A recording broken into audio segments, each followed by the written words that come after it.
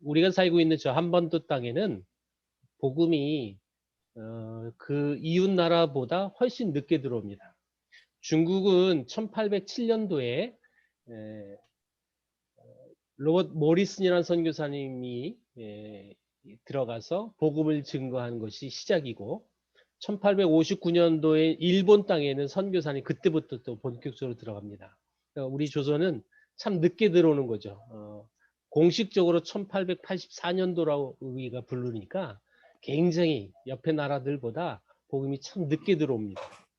자, 여러분, 한 번도 복음을 듣지 못했던 우리 조선 땅에 이제 문이 열리기 시작하는데, 자, 본격적으로 실질적으로 국가에서 복음을 허락한 것은 여러분 옛날부터 허락한 것은 아닙니다.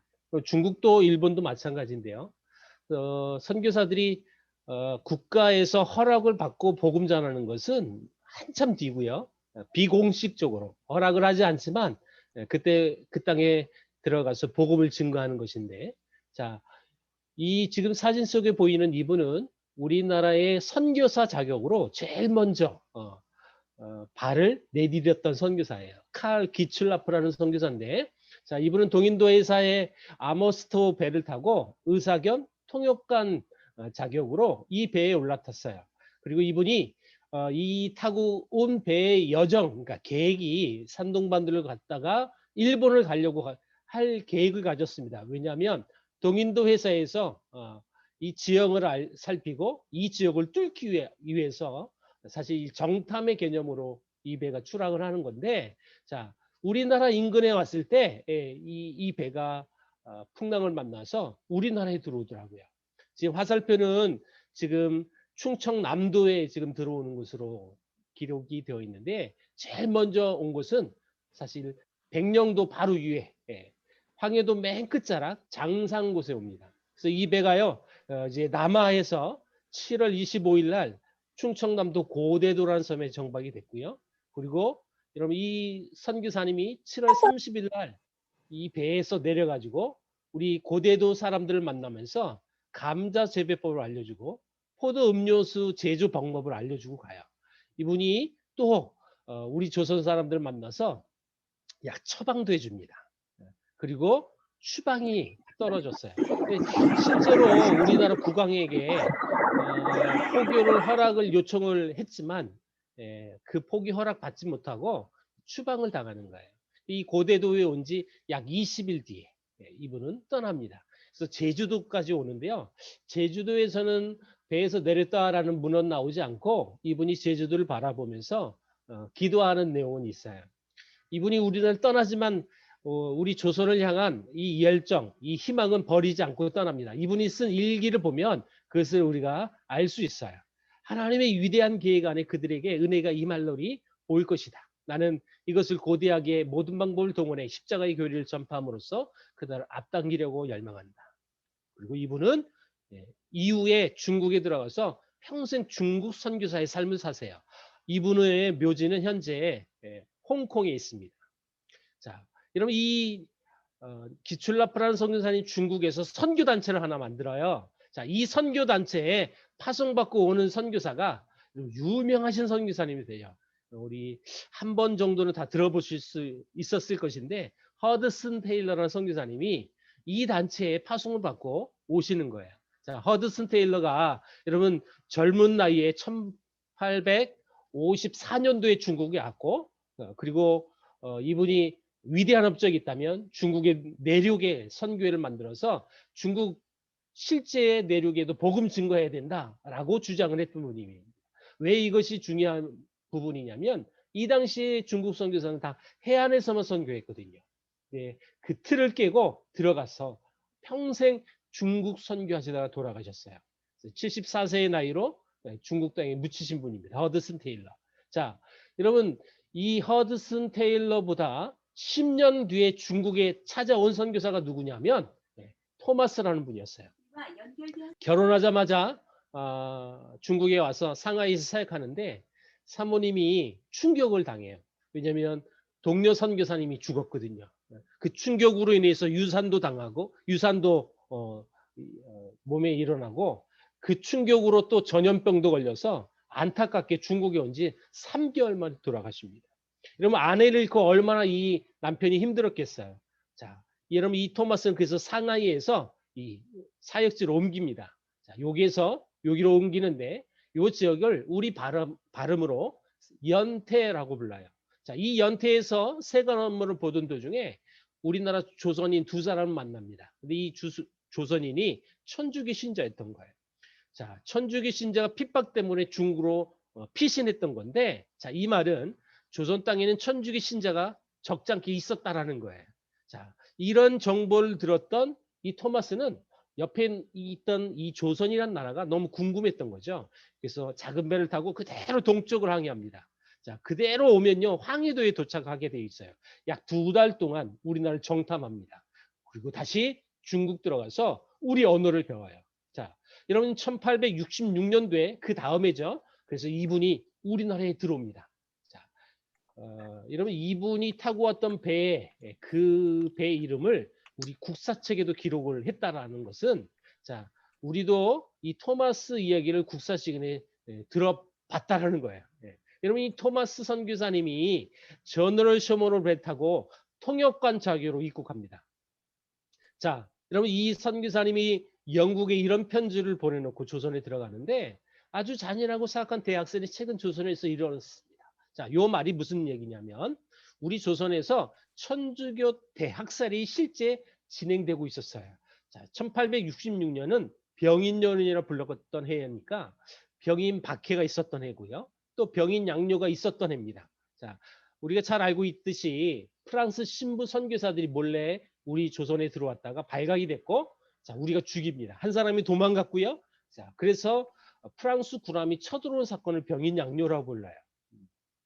자, 여러분 이 토마스의 편지글을 보면 당시 우리나라 상황을 대략 알 수 있어요.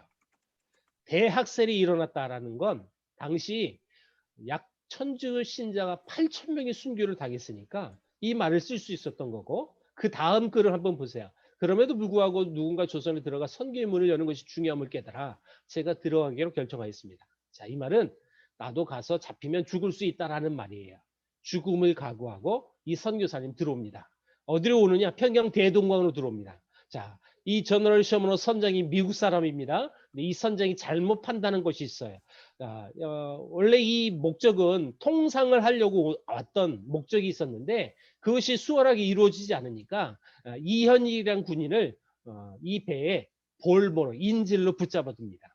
자, 그러니 우리 조선 사람들의 이 서양인에 대한 이 마음이 더 나빠질 수밖에 없어요. 그래서 실제로 특공대가 조직돼서 이현익을 구출해 옵니다. 자, 그리고 이 서양인들을 어떻게 하면 죽일 수 있을까 고민하는데, 그 고민은 바로 해결돼요. 작은 배에 불질러서 이 배에 충돌시킵니다. 그리고 육지에서 불화살을 쏘고요. 그래서 이 배가 불이 납니다. 자, 대부분 불타 죽거나 그리고 이 물에 뛰어내려서 그래서 익사하거나, 수영을 했던 사람은 대동강변으로 기어오죠. 자, 토마스 선교사님은 마지막에 죽는 사람이에요. 토마스 선교사님은 대동강변에 붙잡혀서 여러분 순교를 당하시는데, 토마스 선교사님이 이 당시에 순교 장면이 이렇게 그림으로 그려져 있어요.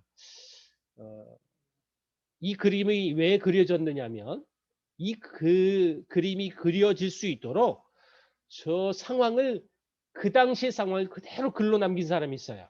그 사람이 누구냐? 저 칼 들고 있는 사람이에요. 박충권이라는 사람인데요. 이 박충권 씨가 이 상황을 이렇게 글로 썼어요. 내가 서양 사람을 여러 쪼갰는데 그 가운데 한 사람은 내가 지금 상상할수록 이상함이 있다. 내가 그를 죽이려고 할 때 그는 두 손을 마주 잡고 무슨 말을 하노? 붉은 천이 덮인 책을 가지고 웃으면서 나에게 받으라고 권하였다. 그러므로 내가 죽이긴 하였으나 이 책을 받지 않을 수가 없어 받아왔노라 라고 이분이 이렇게 글을 남겨요. 자, 빨간 글씨를 보면 토마스 선교사님의 순교 장면이 그대로 나와요. 내가 그를 죽이려고 할 때 저 서양인은 뭐라고 한 거예요. 영어로 기도했던 거죠. 그리고 이 책을 건네주는 거예요. 나중에 이제 그 서양인이 죽었던 그 장면을 회상하면서 얘기해 주는 사람들의 증언을 들어보면 이 토마스는 야소 믿으라고 그렇게 전했답니다. 이 야소가 여러분 예수예요, 예수. 끝까지 죽기 전까지 여러분 이 토마스는 죽으면서까지도 복음을 전했던 거죠. 이 당시 이 토마스의 나이가 우리나라 나이로 27살이었습니다. 오자마자 순교당하신 거예요. 그리고 2년 전에는 아내가 중국에서 숨졌고요. 자, 여러분 이렇게 정말 안 된 선교사님의 가정의 이야기는 세상에 아마도 없을 거예요. 절대 접는 이 부부가 안타깝게도 중국과 또 조선이란 나라에 묻혔다라는 거예요. 그러나 이 선교사의 순교는 결코 헛되지 않습니다. 그 헛되지 않음을 제가 지금 더 증명할 겁니다. 자, 이 박충건 씨가 남긴 이 글을 보면 우리 문화를 알 수 있는 글이 있어요. 그게 마지막 문장입니다. 내가 그를 죽이긴 했으나. 자, 여러분 이게 어떤 문화를 알 수 있느냐? 우리는 유언을 또 들어주는 문화예요. 이 서양인이 끝까지 말했던 이 책 받아주세요. 그래서 이걸 실제 그대로 행합니다. 돌아올 때 몰래 그 책을 받아왔어요. 근데 이 책을 소지하고 있으면 자기가 위험해지니까 몰래 집에 숨겨놨는데 이 박충건의 조카가 그 집에 놀러 왔다가 그 책을 읽고 또 이분이 나중에 예수 믿는 사람이 되어져요. 이영태라는 사람인데요. 이분은 나중에 호남에 찾아왔던 선교사님의 사역을 도왔고, 근데 그분이 도왔던 그 선교사님이 우리나라의 구약 성경을 가장 많이 번역하셨던 선교사님이기도 해요. 다시 말하면 여러분 이 토마스의 순교가 나중에 이렇게 연결이 되기도 하고요. 토마스를 죽였던 박충건 씨도 훗날 복음 듣고 예수 믿는 사람이 돼서 영수라는 직분을 받습니다. 영수라는 직분은 한국교회에 지금 없는 직책이어서 잘 몰라요. 여러분 제가 풀어서 설명하자면 미자리 교회 목회자라고 보시면 됩니다. 이 직분의 타이틀이. 자, 다시 말하면 토마스가 순교를 하고 이 가정이 복음을 받은 그런 은혜의 이야기가 흘러갔다는 것이고, 또한 이뿐만 아니라 이런 토마스 선교사의 순교의 가치가 얼마나 놀라운지 한번 보십시오. 어떤 소년이 채치략이라는 소년인데 3권을 받아갔답니다. 토마스가 나눠줬던 성경책을. 근데 이걸 소지하면 위험해진다는 또 소문을 들은 거예요. 그래서 영문주사 박영식이라는 사람에게 이 책을 반납했는데 이 박영식 씨가 불태기 너무 아까워서 이 책을 찢어가지고 도배지로 바른 거예요. 여러분 이 도배지로 바른 집이 나중에 주막집이 됐고요. 이 주막집이 정말 장사가 잘 됐답니다. 왜냐? 소문이 퍼졌는데 저 집은 서양신이 지켜주는 집이야. 서양인이 믿는 그런 경전들을 이 도배지로 발랐다라는 뜻이겠죠. 이것도 샤머니즘이에요. 재밌는 것은 이 집의 주인이 채치량이가 됩니다. 자, 이 채치량 씨가 주막집을 운영하고 있을 때 이 평양 선교사의 아주 유명한 샤멜 마펫이라는 선교사님이 여러분 이 주막집에 방문해요. 한석진이라는 조사와 함께 이 집을 방문했는데 이 집에 여러분 도배지를 봤을 거 아닙니까? 이 선교사님이 얼마나 놀랐는지 몰라요. 왜냐? 본인은 평양의 최초의 선교사인데 평양은 이미 성경책을 도배지로 쓰고 있는 그런 지역이었던 거예요. 너무 놀랬겠죠. 그리고 주인한테 묻습니다. 이 책이 어디서 났냐고. 이 채치량 씨는 토마스 선교사의 순교 목격자니까 옛날 어떤 외국인이 우리에게 준 것이다라고 말했는데 그분이 토마스라는 사실을 알게 된 거죠. 그래서 이런 샤멜 마페 선교사님은 눈물로 기도해요. 하나님, 내가 이 선교사의 순교의 가치가 헛되지 않도록 내가 평양에 남아서 복음 증거하겠다고 이런 다짐을 하는데 실제로 평양에서 가장 오랫도록 사역했던 선교사님이 바로 이분이에요. 약 43년 동안 평양에서 선교했던 선교사님이에요. 자, 여러분 그리고 이 선교사님이 채치량에게 복음 전합니다. 채치량 씨가 예수를 믿으니까 또 이렇게 건면해요. 당신 이 집이 주막집으로 운영한 것이 나는 별로 좋지 않다. 당신이 예수 믿는 사람이니까 난 예배당이 됐으면 좋겠다라고 건면했는데 이분이 또 받아들인 거예요. 그래서 이 주막집이 하루아침에 교회가 됩니다. 이 교회 이름이 널다리골 교회가 됐는데 이 교회에 훗날 영수로 누가 부임하느냐? 길선주라는 분이 이 교회에 영수로 부임해요. 그리고 장로님 되시고 그리고 목사님 되시는 거죠. 그러니까 이 널다리 교회가 수년 내에 폭발적인 부흥이 일어난 거예요. 수많은 성도들이 몰려오니까 옆 동네에다가 교회를 크게 건축했어요. 그 교회 보여 드릴게요. 평양 장대현 교회라고 부릅니다. 자, 여러분 이 한자 현이라는 뜻은요. 언덕이에요. 꼭대기란 뜻이거든요. 그래서 위에 이런 장대현 언덕에 이 교회를 지었다라고 이렇게 보시면 되는 거죠. 그리고 이 교회가 훗날이지만 1907년 평양 대붕이 일어났던 교회가 바로 이 교회라는 거예요. 그리고 이 자리는 어떻게 됐느냐? 이 예배당이 여러분 철거가 되어지고 현재는 김일성 동상 세우는 곳이 바로 이 자리라는 거예요. 안타깝게도. 자, 여러분 제가 북한에 있는 사진 하나 더 보여드릴게요. 대동강변에 이런 기념비가 걸려져 있어요. 미제 침략선 쇼모노 격침 기념비. 열렬한 애국자이신 김웅우 선생. 김웅우가 누구냐면 김일성의 할아버지랍니다. 탈북하신 분이 저에게 이걸 이렇게 생생하게 증언해 주셨는데 요 기념비가 어떤 의미냐면 김일성 집안을 우상화하는 작업이라는 거예요. 우리 할아버지 김일성 할아버지가 주축이 돼서 저널 쇼먼을 불태웠고 그 사람들 다 죽였다라는 거예요. 그래서 그 집안을 백두혈통의 그 집안을 우상화 만드는 작업인 거예요. 여러분 보세요. 여기 쇼먼을 1866년 9월 2일. 그럼 이 9월 2일이 굉장히 중요한 날짜인데 꼭 기억해 주시면 좋아요. 이 9월 2일은 제 생일이에요. 여러분 꼭 기억해 주십시오. 자, 요 한사적 요를 보여드릴게요. 요곳이랍니다. 오늘날 평양의 사진인데요. 추측컨대 이 즈음에서 토마스가 순교했을 것이다라고 추정한 거예요. 뉴질랜드 국적을 갖고 있는 한국 선교사님이 평양 가서 찍어준 사진입니다. 토마스를 파송한 교회를 보여드릴게요. 지금 이 교회는 지금 영국에 현재 존재하는 교회입니다. 자, 그런데 토마스를 파송해 당시 이 교회 담임 목사님이 토마스 아버지셨어요. 근데 이 아버님이 아들이 지금 조선에서 순교당한 거잖아요. 아버지 묘지가 이겁니다. 이거. 이 뒤에 보면 연도가 나와요. 아버지 사망 연도 84년도. 아들이 죽고 아버지는 약 18년 더 사셨어요. 어머니는요 약 30년 사셨거든요. 여러분 아들을 조선에 묻고 이 부모님들의 마음은 어땠을까요? 너무너무 미워지는 거예요. 이 부모님들이 내 아들을 죽였던 그 민족이 미울 수 있었지만 여러분 이 부모님들은 우리 조선을 품고 기도하기 시작합니다. 복음의 가치를 알지 못하니까 선교사를 죽여버릴 수밖에 없는 그 민족. 그들을 품고 기도해요. 여러분 이 교회가 지금도 한국 교회를 위해서 또 한국을 위해서 기도하는 교회 중에 하나입니다. 이유가 있겠죠? 지금까지 한국을 위해서 기도하는 건 특별한 거예요, 사실은요.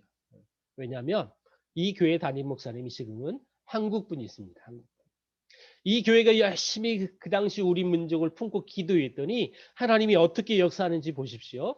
이 소식을 중국에 있는 한 선교사가 듣게 되고 그분이 그럼 내가 그 조선 땅에 복음을 증거하겠다고 헌신하셨어요. 존 로스라는 분인데 자 이분은 지금 중국 심양이라는 곳을 가보면 이분이 세운 교회가 지금도 존재해요. 자, 이분은 그 심양에서 사역했던 선교사님이었고 이분은 중국과 조선의 접경 지역을 찾아가서 조선인들에게 복음 전하면 된다라고 그 사실을 알고 있었기 때문에 자, 이분은 여러분 심양에서 우리 조선 국경 압록강 접경으로 오시는 거예요. 자, 요 사진은 이분이 심양에서 세운 교회가 지금도 이렇게 있어요. 물론 지금은 안타깝게도 삼자 교회인데요. 중국은 다 그럴 수밖에 없는 현실이다 보니까. 근데 이 교회에 여러분 조그만 뒤에 보면 이런 간판이 하나 붙어 있어요.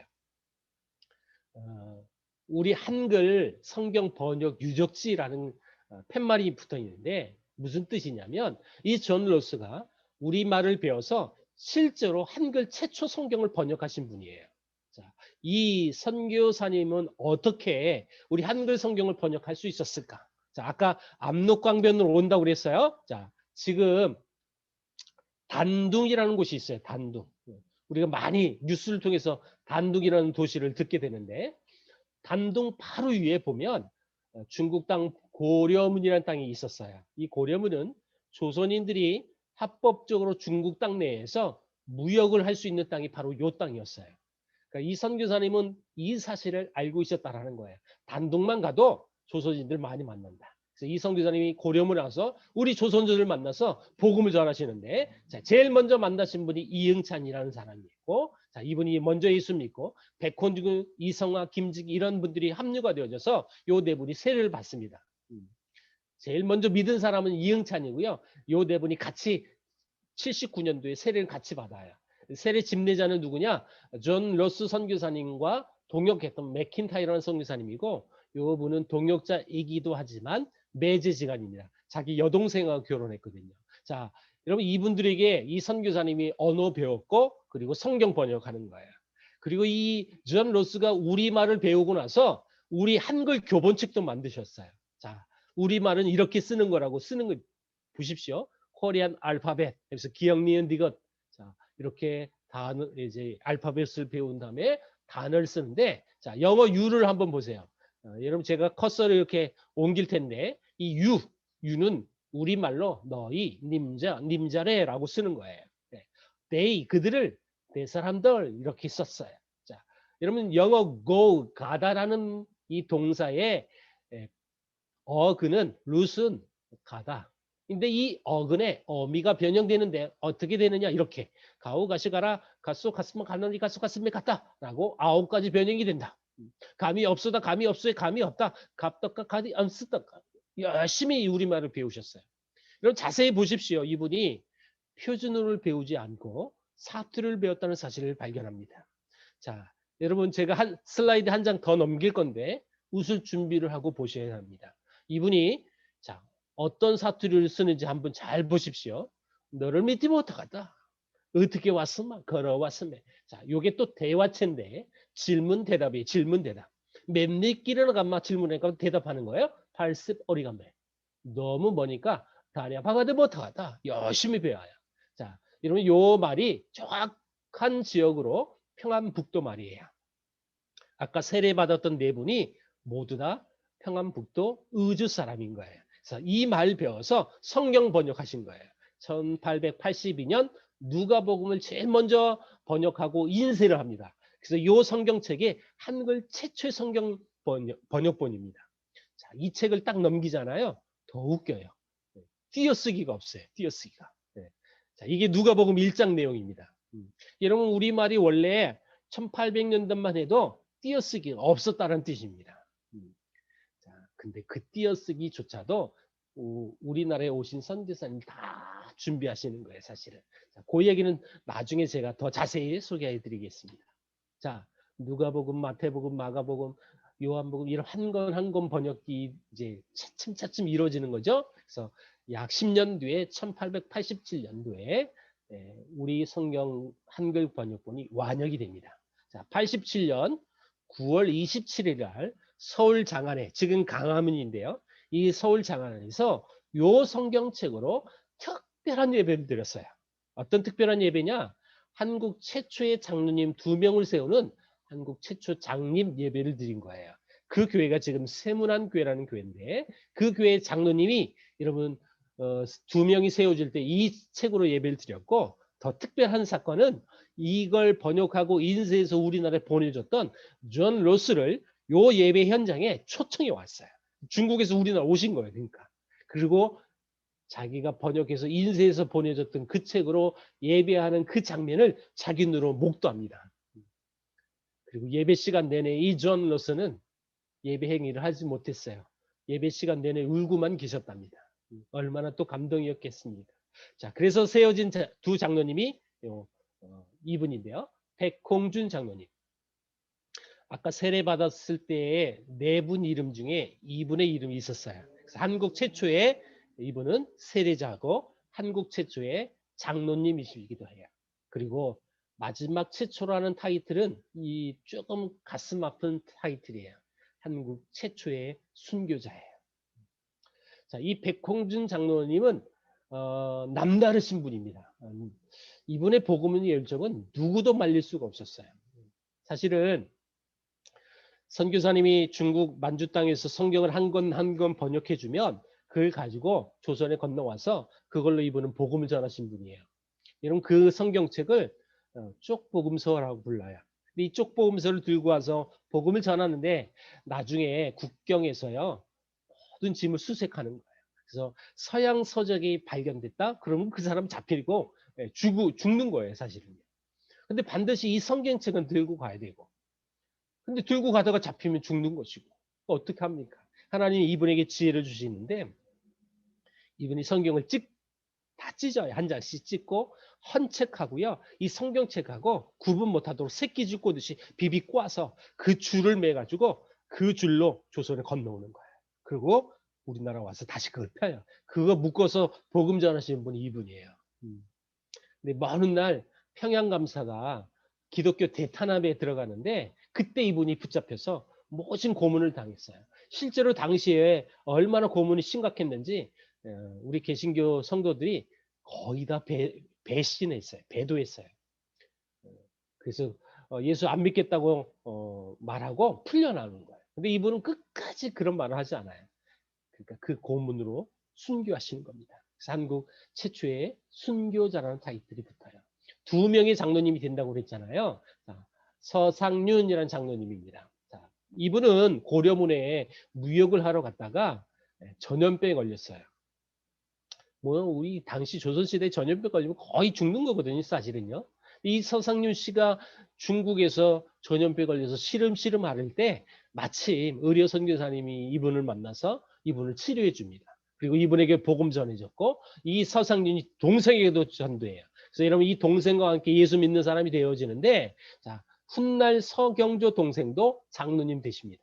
이 동생 장로님은 나중에 목사님이 되셔요. 그래서 한국 최초의 장로교회 목사님 타이틀을 서경조라는 장로님이 갖는 거예요. 이분 동기가 길선주 목사님, 이기풍 목사님 이렇게 동기가 되는 거죠.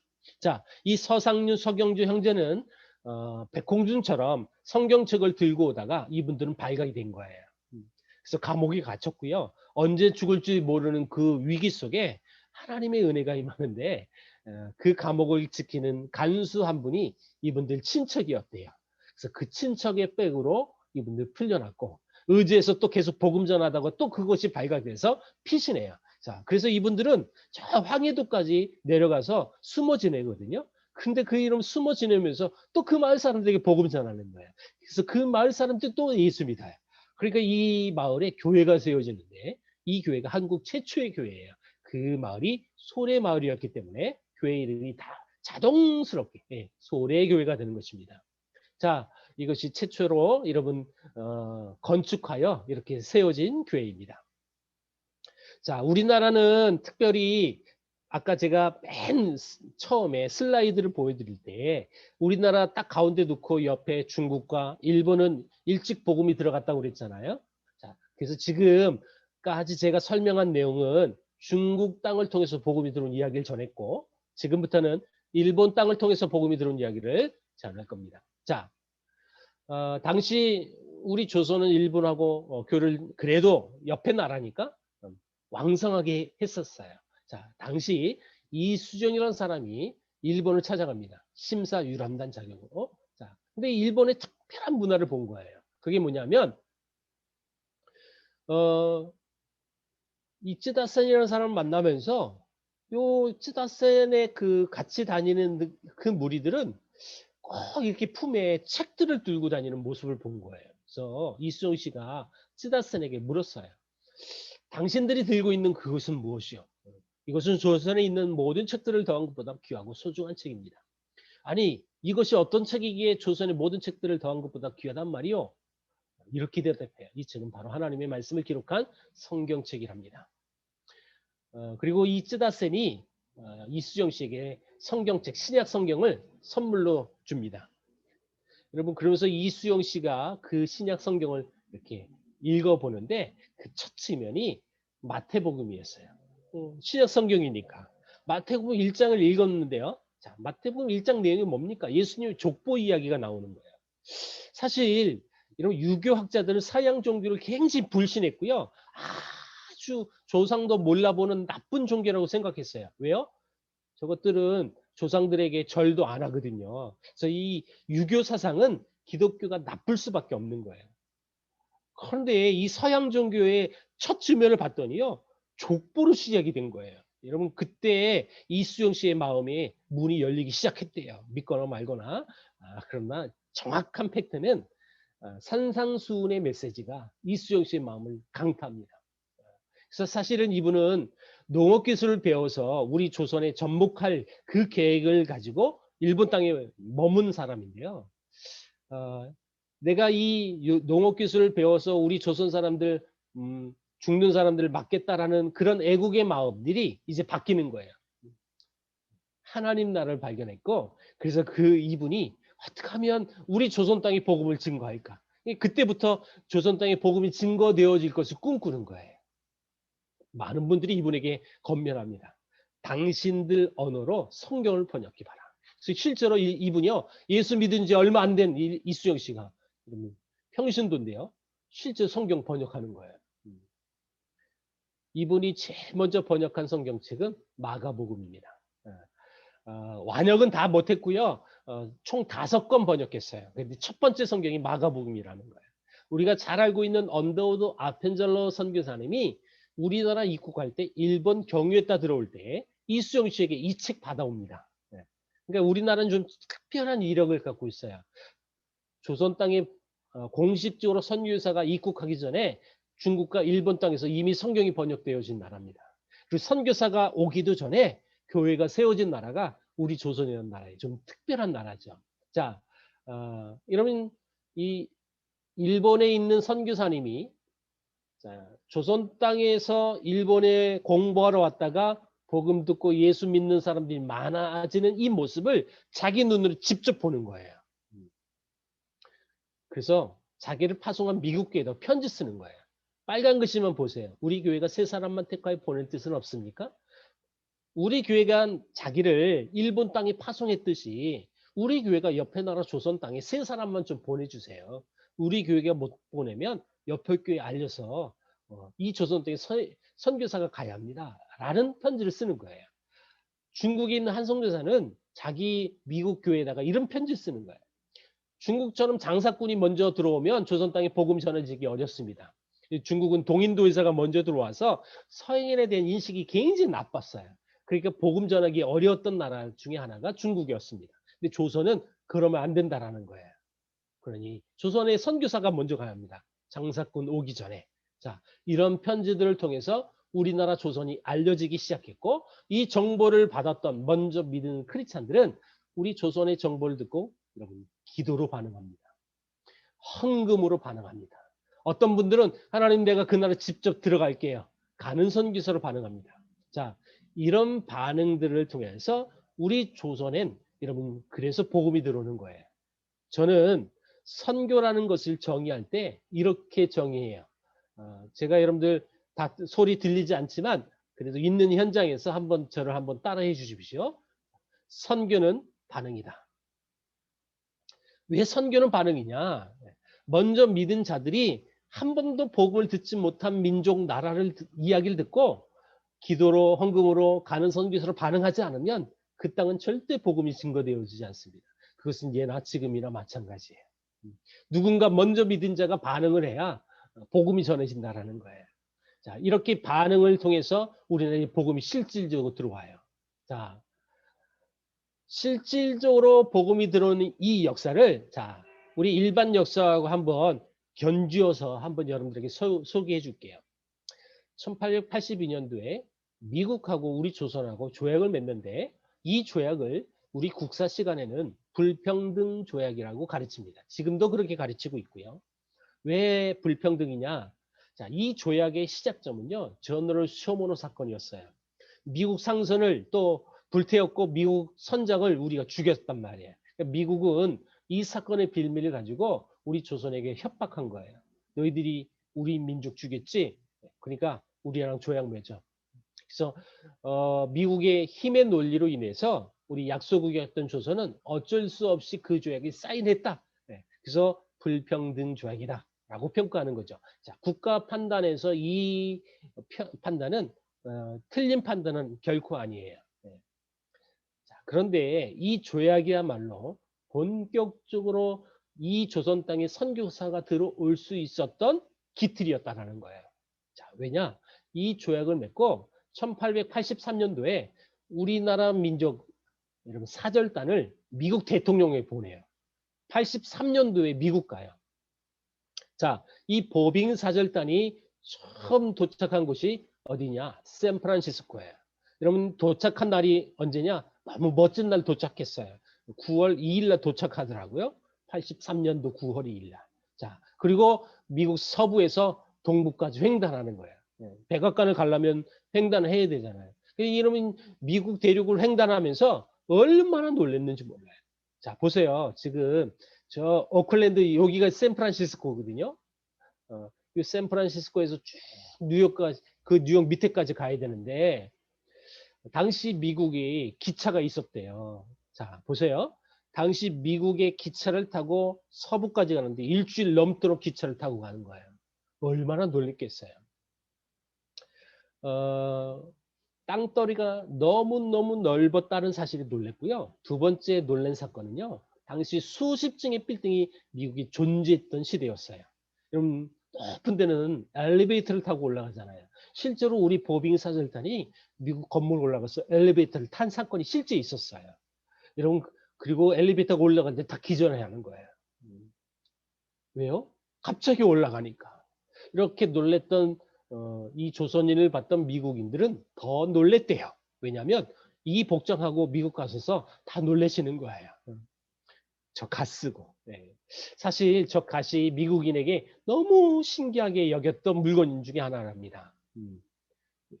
저게 모자긴 모자인데 투명한 모자였어요. 근데 그 투명한 안에 또 상투가 뭔지 모르니까 또 작은 모자가 있거든요.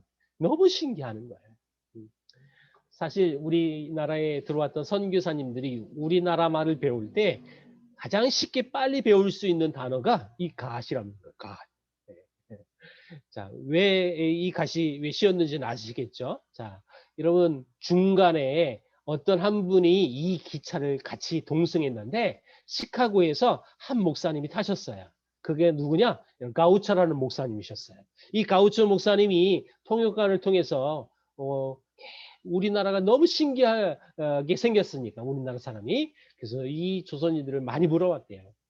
목사다 보니까요 이런 마인드가 있더라고요. 이 나라에 선교사가 들어갔느냐? 예수라는 이 예수님의 이야기를 한 번도 들어본 적은 있느냐? 한 번도 없잖아요. 그래서 이 목사님은 자기 본교에 왔어요. 볼티모 감리교 목사님이셨는데 본교에 와서 성도들에게 이 얘기를 나눠요. 난 처음 조선이라는 민족을 보았습니다. 근데 그 나라에 선교사가 한 명도 안 갔답니다. 근데 그 나라가 우리 미국하고 이미 작년에 조약을 맺은 국가랍니다. 자, 이 당시 미국 문화를 좀 소개해 줄게요. 당시 교계 선교계는요. 미국하고 조약을 맺었다라는 것은 또 다른 한 선교지가 열린 것입니다. 당시 교계의 문화예요. 자, 그러니까 이 목사님이 그 나라의 조약을 맺었으니까 선교사가 곧 가야 된다. 그 민족의 선교사가 가기 위해서 우리가 기도합시다. 여러분 그래서 이 교회는 우리 민족을 품고 기도하기 시작했고 바로 얼마 뒤에 액션을 취해요.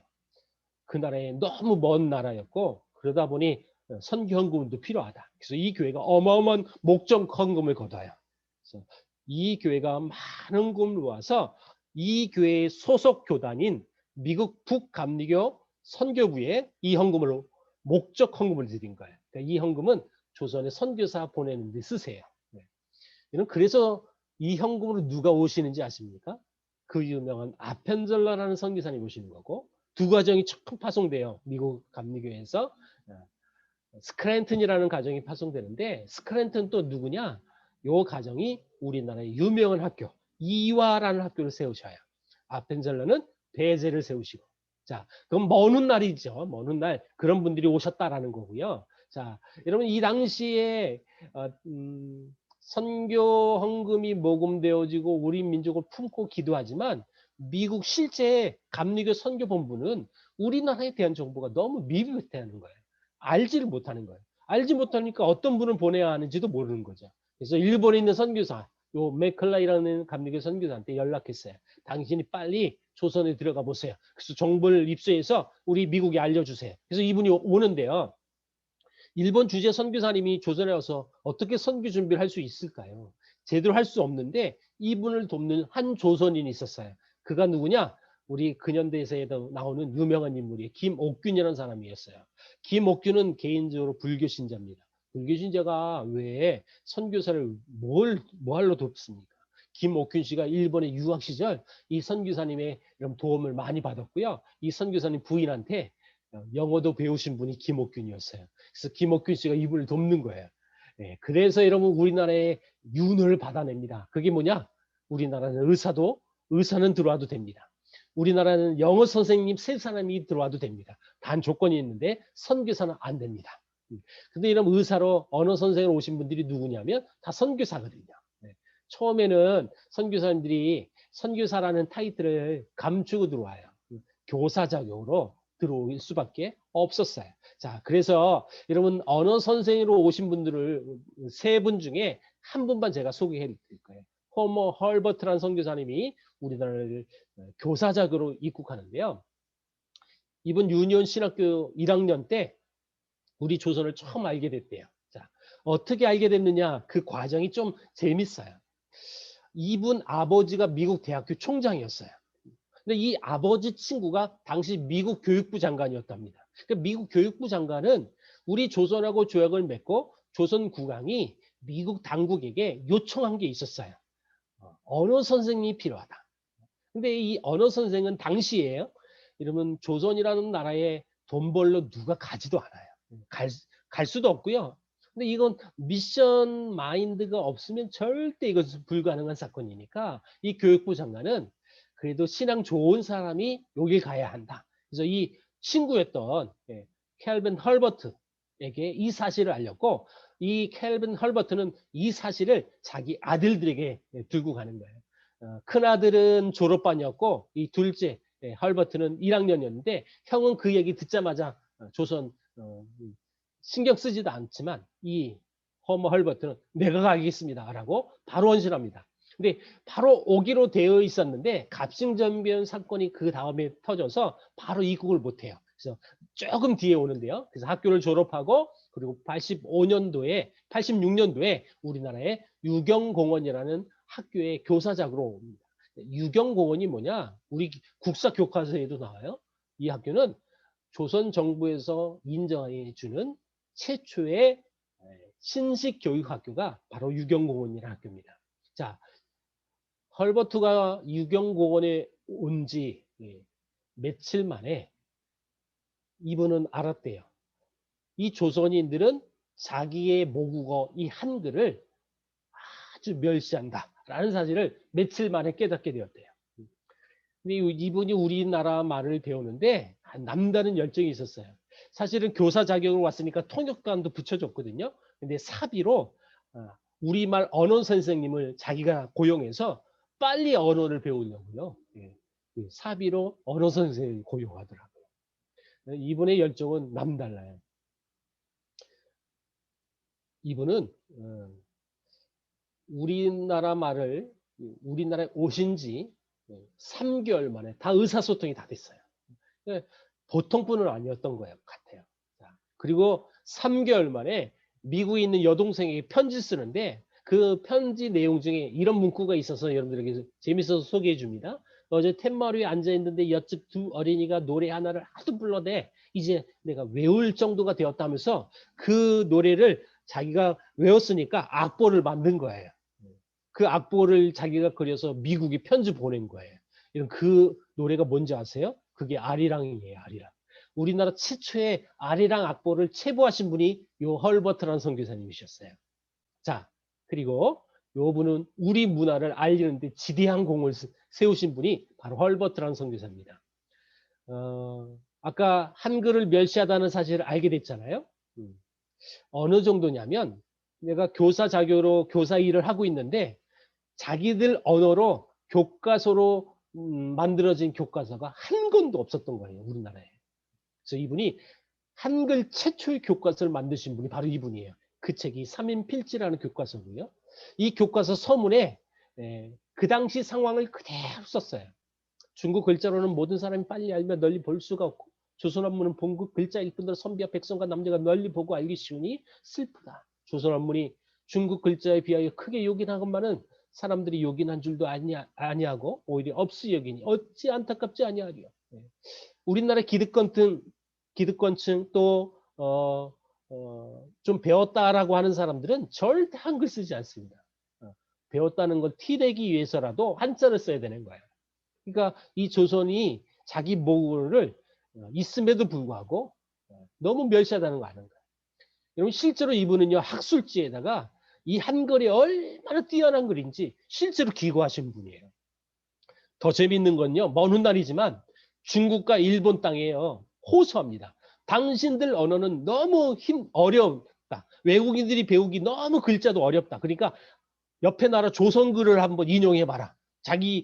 자기들의 국어를 우리 한글로 써봐라 라고 이분이 요청한 적도 있을 정도로 한글을 알리는 데 지대한 공을 세우신 분이에요. 이분 제자가 주식연 선생님이세요. 자, 여러분 보세요. 이분이 이런 논문을 씁니다. 한글이 영어보다 우수하다. 자, 보세요. 장비가 말을 타고 장비가 가마를 타고 어수는 같은데 어떻게 띄어쓰느냐에 따라서 말이 달라지잖아요. 자, 그래서 이분이 이렇게 주장하는 거예요. 한국인, 외국인 모두 다 단어와 단어끼리 띄어쓰고 문장이 끝나면 마침표를 한번 찍어보세요. 그러면 이 말은 쉽게 배웁니다. 정말 한글을 알리는 지대한 공을 세우신 분이에요. 제가 시간 관계상 이분의 이 사역을 자세히는 할 수 없어요. 여기서 넘어가겠습니다. 제가 이분만 30분 넘게 더 사실 소개할 수 있거든요. 여기서 멈출게요. 단 이분의 지대한 업적 중에 꼭 우리가 알고 있어야 돼요. 사실 1905년 11월에 우린 을사늑약이라는 사건이 터져요. 그렇죠? 그때 미국 대통령에게 비밀 특사로 이분이 가는 겁니다. 고종 황제의 편지를 가지고. 여러분 당시 왜 고종 황제의 친서를 가지고 이 선교사님이 들고 가느냐면 우편으로 보내면 일본이 다 검문하니까 이런 보내지지도 않을 거고 외교적으로 더 어려워져요. 그래서 고종 황제께서 믿을 수 있는 미국인을 보내야 되는데 그게 선교사였어요. 그러나 당시 미국은 일본하고 카츠라 테프트 조약이 체결된 이유여서 이 고종 황제의 친서를 받아들이지 못합니다. 그래서 이분은 눈물로 다시 한국에 들어와요. 그리고 헤이그 밀사 사건을 다 준비하신 분이 이분입니다. 우리는 국사 교과서에 헤이그 밀사 사건을 배울 때 이렇게 기억합니다. 이준, 이상설, 유희종 이 세 명의 열사만 우리는 알고 있는데 그 모든 사건을 주도하신 분이 이분이에요, 사실은요. 근데 이 헤이그에 가서 일본이 지금 조선을 침략한다는 사실을 폭로한 거잖아요. 그래서 그 세 명의 열사는 우리나라에 실제로 못 들어와요. 그래서 다 외국에서 죽습니다. 이 선교사님도 우리나라 선교사로 못 들어옵니다. 물론 미국 갔다가 목숨 걸고 한번 와서 모든 짐을 한번 챙겨서 간 적은 있지만 선교사로선 다시는 한국에서 발 못 붙이고 미국 땅에서 살 수밖에 없는 안타까움이 있었어요. 그래서 미국에서 뭐 했느냐? 서적 언론으로 우리나라 독립 준비하신 분이에요. 자, 여러분 이분을 이승만 초대 대통령이 너무도 잘 알고 있었거든요. 그래서 강복절날 초청해서 우리나라에 오십니다. 자, 그래서 찍은 사진 요 사진이에요. 1949년 7월 29일 날 한국에 와서 약 한 달 동안 배 타고 오셔서 그 여독이 너무너무 힘드셨나 봐요. 사실은 이분이 우리나라 갈 때 자녀들이 다 말렸어요. 아버지 큰일 나십니다. 나이가 많은데. 그때 한국 나이로 87세였으니까 나이가 많았죠. 이분은 난 그럼에도 한국을 가야 된다. 한국 너무 가고 싶다. 나 웨스트민스터 사원에 묻히는 것보다 한국 땅에 묻히고 싶다. 해서 이분은 그 반대에 무릅쓰고 다 오신 거예요. 그리고 안타깝게 일주일 뒤에 돌아가셨습니다. 일주일 뒤에. 이분이 죽음 직전에 공식적으로 마지막 찍은 사진이 이 사진인데 이 앨리스 레베카가 누구냐면 아펜젤러 선교사님의 큰딸입니다. 이분이 이화여대 세우신 분인데 자기가 어렸을 때 이 선교사님이 바로 옆집에 살았거든요. 근데 이 선교사님 지금 고령의 나이에 한국에 오셨다라는 거예요. 그래서 또 아프시니까 지금 병원에 병문안 와서 찍은 사진이라 합니다. 그래서 죽음 직전에 찍었던 헐버트 선교사님 마지막 사진. 그래서 우리나라에 돌아가셔서 이렇게 지금 양화진 땅에 묻혀 계십니다. 이승만 대통령이 나중에 이렇게 성묘하러 오신 사진이에요. 자, 언어 선생님 세 사람 중에 지금 한 분만 소개해 준 거예요. 자, 이제는요, 바로 의사 선생님으로 반응하신 분을 소개할 거예요. 존 헤론이라는 분인데요. 자, 이분은 테네시 종합의과대학을 수석으로 졸업해서 의대 교수로 내정됐던 사람인데, 실제로 내정되어져서 교수로 삶을 살면 편하게 살 수 있었던 사람이에요. 근데 그 사이에 요 분에게 우리 조선에 대한 정보가 들어간 거예요. 그래서 이분은 의대 교수로 살기보다는 조선 땅에 복음을 들고 갔으면 좋겠다. 그래서 약혼자에게 여러분 양해를 구해서 물론 처음부터 허락은 안 했지만 설득해서 결혼해가지고 우리나라 선교사로 들어오시는 거예요. 자, 그런데 자, 우리 조선 땅에 먼저 입국한 사람이 언더우드 아펜젤러로 많이 알잖아요. 실제로 이분들이 먼저 와요. 자, 근데 보세요. 언더우드는 1월 달에 일본에 왔고 아펜젤러는 2월 달에 옵니다. 그리고 4월 5일 날 우리 조선 땅에 들어오죠. 조한 네로는 파송은 미국에서 먼저 받은 거예요. 그러니까 입국은 나중에 온 거지만 파송은 그가 먼저 받은 겁니다. 분명한 건. 자, 그리고 조한 네로는 언제 오느냐? 6월 달에 와요. 뭐 4월 달에 왔고 이번은 6월 달에 왔는데 뭐 누가 먼저 왔느냐 그건 중요하지 않습니다. 중요한 부분이 뭐냐면 이분들은 다 오지 않아도 될 사람인데 오셨습니다.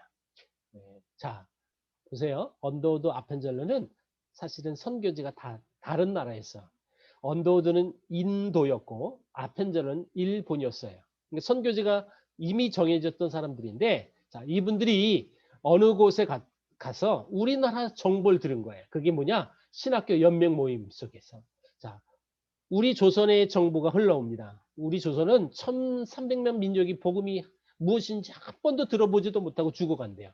가난과 질병과 학대 속에 쓰러져 가는데요. 근데 작년에 그 나라가 문호가 열렸습니다. 누군가가 이 땅에 가야 하는데 여러분 누가 가시겠습니까?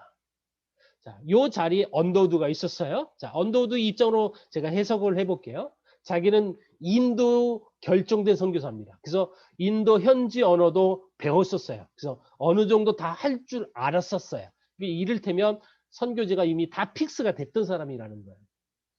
그래서 언더우드는 나는 인도로 결정됐으니까 이 사실을, 이 소식을 친구들에게 들고 가요. 친구야, 조선에 문이 열렸대. 네가 좀 갈래? 나는 인도 가거든. 근데 이 말을 들었던 언더우드 친구들이 모두 다 언더우드에게 이렇게 말하는 거예요. 네가 가라고. 그래서 언더우드가 생각해 봤대요. 그럼 내가 갈까? 그래서 이분은 선교부에 찾아갔어요. 내가 조선에 가겠습니다. 근데 이분이 당시 의사 자격이 아니어서 여러분 선교사 허입을 하지 않았다는 거예요. 허락을 하지 않았어요. 그래서 그걸 2번이나 여러분 거절당했어요. 다시 말하면 한 번 탈락됐는데 또 신청했다는 거죠.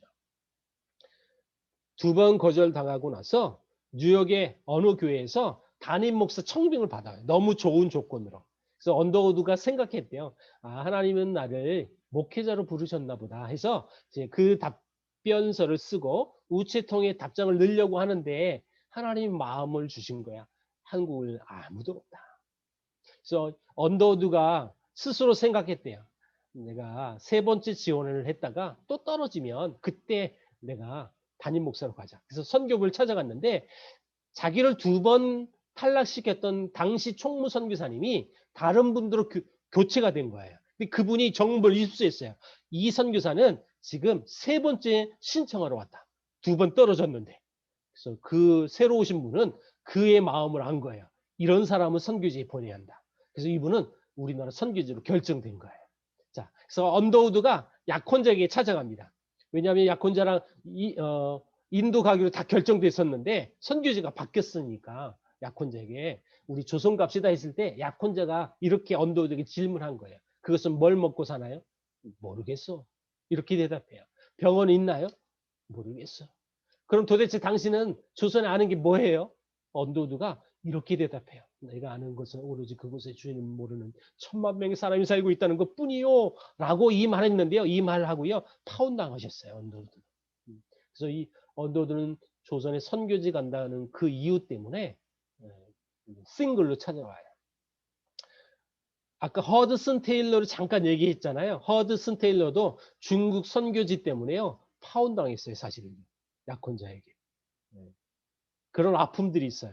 자, 제가 파혼당하면서 선교지까지 가는 선교사님들의 공통점을 찾아봤어요. 정말 훌륭하게 사역 잘해요. 그리고요, 두 번째 특징이 뭐냐면 정말 더 귀한 여자분을 만나서 결혼해요. 언더우드의 와이프가 누구냐면 명성황후 주치였던 홀튼이라는 여자 의사하고 결혼했어요. 그 부인이 실제 명성황후에게 복음 전하신 분입니다. 물론 처음에 왔을 땐 총각으로 왔고요. 자, 처음에 와서 고아원 사역합니다. 그것이 발전이 돼서 학교가 되어지고, 자, 이 경신학당 통해서 여러분 또 학교가 계속 발전이 되는데요. 이게 경신중고등학교예요. 사실은 언더우드, 아펜젤러 이런 분들이 오기 전에 사실 먼저 한 분이 와 계셨어요. 우리 조선 땅에. 알렌이라는 분입니다. 왜 먼저 왔는데 나중에 소개하느냐? 이유가 있어요. 자, 이분은 중국 상하이에서 미국 북장로교 파송선교사로 이미 사역을 했던 분인데 팀 사역이 잘 안 맞았대요. 그래서 이분은 우리나라 건너오는 거예요. 상하이에서. 자, 왜 왔느냐? 당시 미국하고 조선하고 조약을 맺고 나서 미국 외교관이 실제로 서울에서 살고 있었어요. 상주하고 있었어요. 근데 우리나라에는 병원도 없었어요. 여러분 실제 서양 의사도 없었어요. 알렌이 이 서울에 와서 그 미국 외교관들에게 이런 제안을 합니다. 내가 당신들을 무료로 치료해 주겠습니다. 대신 나에게 외교관이라는 타이틀을 허락해 주십시오. 그러니까 이분은 대외적으로 외교관이에요. 그 미국인들을 치료하는 의사 자격으로. 그러나 분명 미국 북장로교 파송선교사입니다. 그러니까 파송선교사니까 그들에게 치료비 안 받아도 사역을 할 수 있다는 거죠. 그래서 84년 10월부터 이 가족을 상하이에서 다 데려와서 살기 시작해요. 자, 이분이 살기 시작한 그 시점이 한국 개신교 시작이에요. 그러나 이때 바로 복음을 전할 수 없었어요. 직접 선교를 할 수 없었다라는 거예요. 자, 간접 선교를 그래서 이분이 제일 먼저 하는 건데 이 병원이 본인이 의사니까요. 근데 그 병원이 세워지는 과정이 정말 또 재밌어요. 자, 이것도 우리 일반 역사하고 아주 밀접한 관계를 갖고 있습니다. 이분이 온 지 얼마 안 돼서 12월 4일 날 갑신정변 사건이 터져요. 급진 개화파가 일본의 힘을 얻어서 개화를 하자. 예. 근데 여러분 이걸 반대하는 그 반대파를 여러분 척결을 해야 하는 거예요. 그 반대파 수장이 민영익이었어요.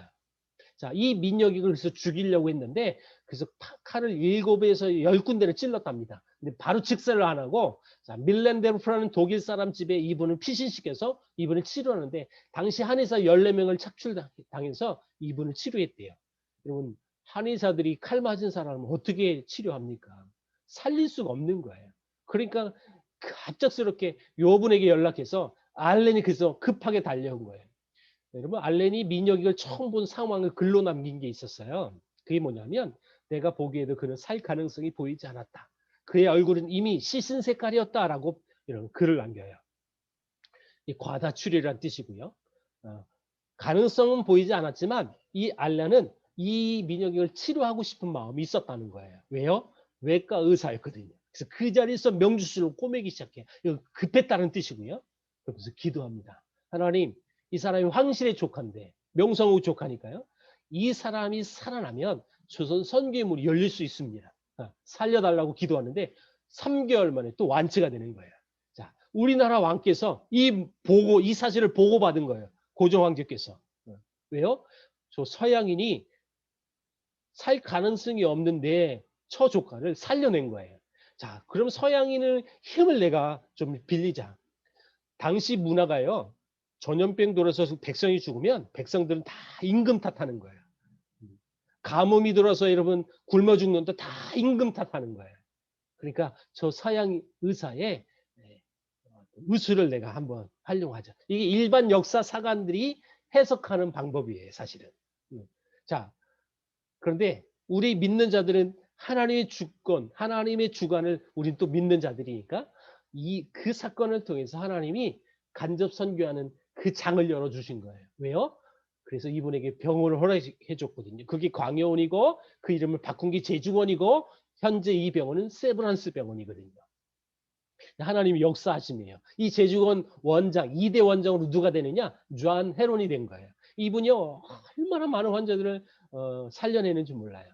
자기 몸을 돌보지 않으면서 정말 전염병 환자들 많았는데 그들을 자기 몸처럼 치료해줘요. 이런 사람들의 특징이 뭐냐면 자기가 아파요.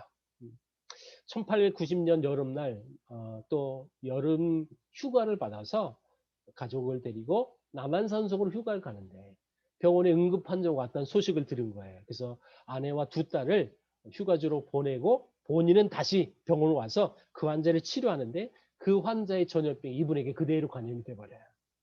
근데 이 문헌을 또 조사해 보니까 이 전염병의 수준이 심각한 수준은 아니었다라는 거예요. 건강한 사람이면 치료하면 다 그래도 다 나을 수 있는 전염병 수준이었는데 이분은 이미 건강을 잃은 상황에서 그 전염병을 이겨내지 못한 거예요. 안타깝게도. 그래서 1890년 7월 26일 날 이분이 돌아가셔서 이분을 매장하러 인천에 가야 하는데 너무 머니까 여러분 우리나라 당시 선교사님들이 그랬대요. 인천은 너무 멀다.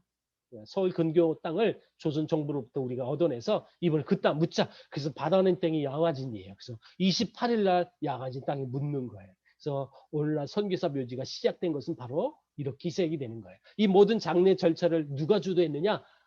언더우드라는 선교사예요. 자, 이분하고 나이가 같았던 친구였거든요.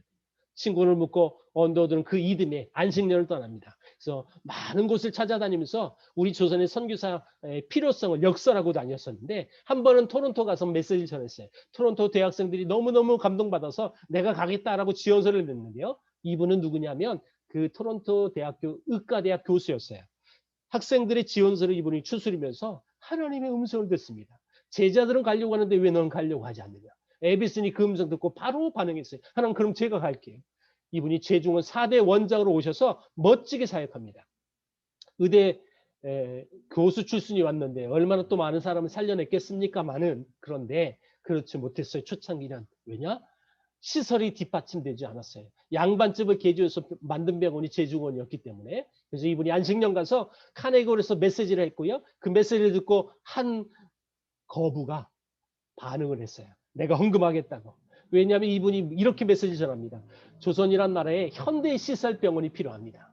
그래서 이 반응하신 분이 세브란스, 이 후원하신 분의 이름을 따라서 세브란스 병원이 만들어진 거예요. 이 자리가 어디냐? 서울역 건너편 자리인데 요거 이 건물 철거되고 이 건물이 세워져 있어요. 자, 보세요. 이게 세브란스 건물이에요. 서울역 건너편인데 지금은 이 세브란스 병원 건물이 신촌으로 간 거죠. 자, 여러분 이 헌금을 하고 이 세브란스가 그냥 끝낸 것이 아니라 고령의 나이에 여기 한번 찾아오셨어요. 자, 가운데 있는 분이 세브란스고요. 이분이 에비슨 선교사님이고 이분이 주치예요. 세브란스 주치. 세브란스가 어떤 분이냐면 클리브랜드의 철강 회사를 갖고 있었던 CEO였고요. 록펠러의 경제 고문이었어요. 그러니까 거부셨고 주치를 대동할 정도로 한국에 올 수 있을 그런 재력이 있었던 분인데 재밌는 사건이 있어요. 이 주치를 좀 두고 가요. 선교사로 두고 가는 거예요. 너무너무 멋있는 분이죠. 자, 그리고 이 에비슨 선교사님이 이런 건물을 짓고 또 이런 생각을 해요. 나 혼자 의료 체계를 감당할 수 없다. 그래서 이분이 의과대학을 세운 거예요. 그래서 이 병원에 세브란스 병원과 세브란스 의대가 세워진 거고 세브란스 의과대학하고 언더우드가 세웠던 경신학당에서 그 대학교로 발전이 되는데 그게 연희 전문이 되는 겁니다. 그래서 연희의 연, 세브란스 세자. 그래서 연세대학교 옆으로 신촌으로 이 병원이 옮겨졌다는 거예요. 그래서 그래서 연세대 건물이 바로 이 건물이고 이 건물 이름을 자체를 지금도 연세대에선 언더우드관이라고 부르고요. 이 건물이 대학 본부예요. 그리고 이 학교 교훈은 언더우드가 만든 교훈을 지금도 쓰고 있습니다. 진리가 너희를 자유케 하리라. 그런데 지금은 교훈만 그렇게 남아 있고요. 교훈대로 이 학교는 살아가지 않습니다. 안타깝게도. 이런 이야기가 너무 많아요. 사실은요. 선교사들이 세웠던 미션 스쿨들이 어떤 신앙의 그 전수를 이어가지 못하고 일반 학교가 되어지는 케이스가 너무 많아요. 사실 미국 학교하고 똑같은 전철을 지금 받고 있다는 사실. 서울 인사동이라는 곳을 가면요, 이 교회가 있고요. 이 교회를 리모델링 했어요. 자, 이 교회가 승동교라는 교회인데요. 이 교회 설립자가 샤무엘 무어라는 선교사님입니다. 자, 이 선교사님이 남다른 사역을 하나 하는데 그게 뭐냐면 천민들에게 복음을 전했어요. 그러니까 당시 우리나라 신분제도가 아주 뚜렷했었는 그 당시에 신분제도를 폐지하는 운동을 펼쳤던 선교사님이 샤무엘 무어예요. 근데 사실 그 교회는요, 원래 이름은 곤단골 교회였고요. 곤단골 교회의 성도들은 대부분 양반이었어요. 양반들에게 모여서 주일날 예배를 하고 그 양반 자제들이 여러분 주일날 오면 주일학교를 운영하는 거예요. 그렇죠? 근데 평일날은요, 천민들을 데려와서 천민학교를 한 거예요. 그 학교 이름은 매일학교라고 불렀고요. 천민 중에 천민이 누구냐? 백정인데 하루는 백정이 공부하러 왔다가 이 무어선교한테 애원을 하더래요. 우리 아버지 좀 살려달라고. 아버지 백정이 집에서 쓰러진 거예요. 본인은 의사가 아니고 목사니까 재중원 원장이었던 에비슨 선교사를 대동해서 그 집을 왕진 간 겁니다. 자, 근데 여러분 이 에비슨 교수님은 당시 재종원 원장이면서 고종 황제 시의라는 직책을 갖고 있었어요. 시의가 뭐냐면 왕을 치유하는 의사예요. 시의는 어이라는 말이죠. 어이께서 백정집을 치료하러 간 거예요. 그것도 4번이나 갔대요. 사실 백정이 나중에 알게 됐답니다. 저분이 어이라는 사실을. 그러니까 얼마나 황송했겠어요. 왕을 만진 손이 나를 만졌으니. 그래서 똑같은 증상을 갖고 있는 다른 환자보다 이 백정은 훨씬 더 빨리 나았답니다. 황송해가지고. 다 나와서 이 교회를 나갔는데 양반 교인들이 모여있는 교회를 나간 거예요. 백정이. 이러면 있을 수 없는 사건이 벌어진 거예요. 양반들이 들고 일어났어요. 이 목사님한테 따져 묻는 거예요. 저는 당장 내쫓아달라고. 저 백종놈이 어디 이 감히 여기 안에 들어오냐고. 이 목사님은 단호하게 선언하죠. 우리 하나님 앞에 모두가 평등하다고. 양반들이 열받는 거예요. 어떻게 백정하고 우리가 같냐고. 그래서 교회를 다 떠나버려요. 그래도 신앙의 양심은 있어서 옆 동네가 자기들끼리 교회를 세웠어요. 그래서 이 백정이 본인 때문에 성도가 나갔으니까 얼마나 또 미안한 마음을 가졌겠습니까? 그래서 이분이 이런 작정을 해요. 내가 나가서 다 전도해서 빈자석을 채우겠다. 그래서 실제로 다 채워줍니다. 근데 누구가 왔느냐? 다 백정들만 오셨어요. 그리고 또 한 부류가 합류가 되는데 그 부류가 누구냐면 기생들이었답니다. 기생과 백정은요, 신약 성경에 나오는 세리와 창기입니다. 똑같은 문화예요.